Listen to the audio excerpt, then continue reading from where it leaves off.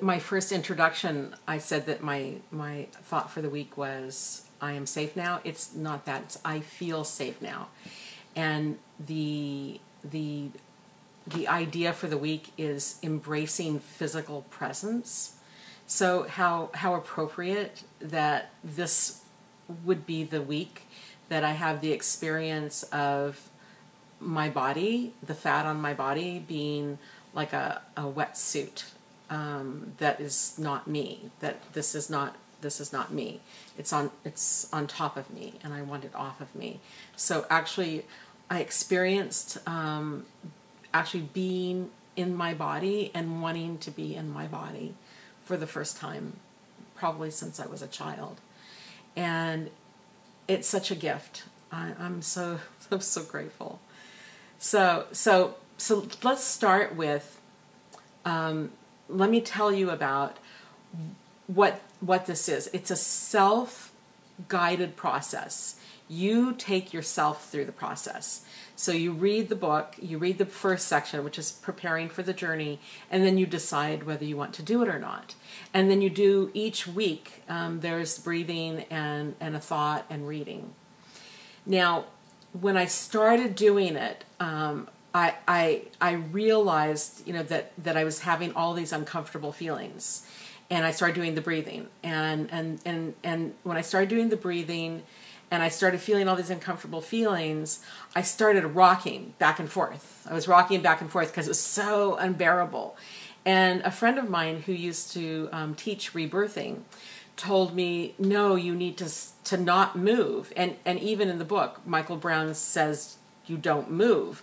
And so I was like not moving, and not moving was even more unbearable. And so what I experienced was all of this energy kind of pooling in my feet.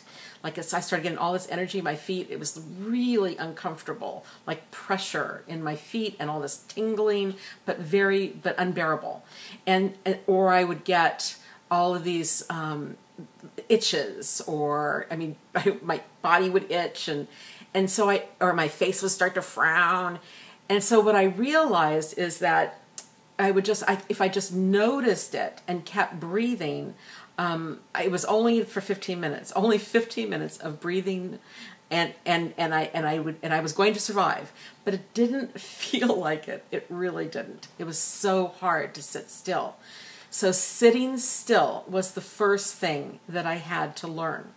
And also the second thing was that I would get pain or weird things like I'm sitting there doing the breathing, right, with my eyes closed, and all of a sudden it feels like I have a grain of sand in my eye.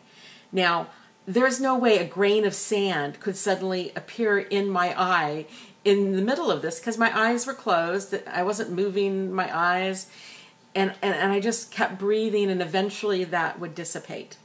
And then at the end of the breathing, sometimes I would just have a huge amount of emotion.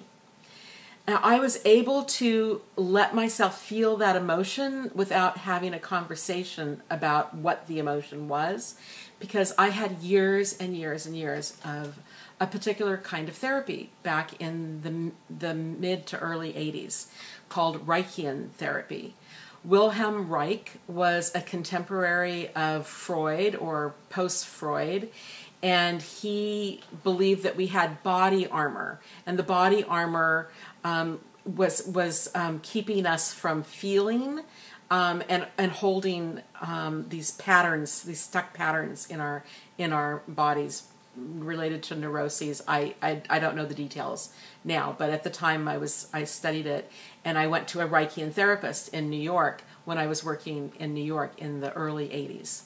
And then when I moved to Los Angeles, I came and did Reichian therapy here, but I couldn't find a Reichian therapist anywhere in Los Angeles, but there was somebody in Escondido, and I used to drive 2 hours every Saturday to go do this breathing. And basically, in Reichian therapy, you don't wear clothes so that the therapist can see how you're breathing.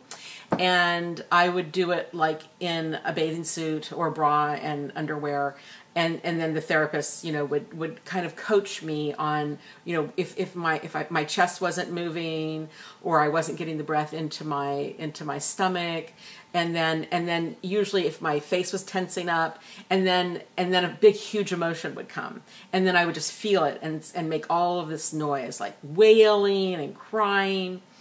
And there was this one time where I just had this intuitive hit that somebody could hear me.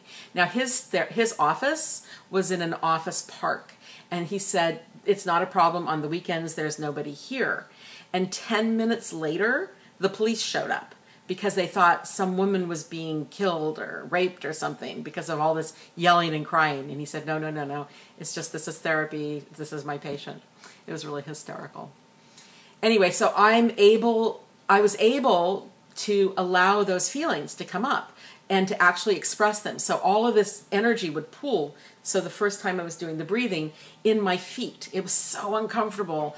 And then I let it come up. I let the energy come up, and it would come up in like a sob. And initially the sobs were kind of like there was no thought around it.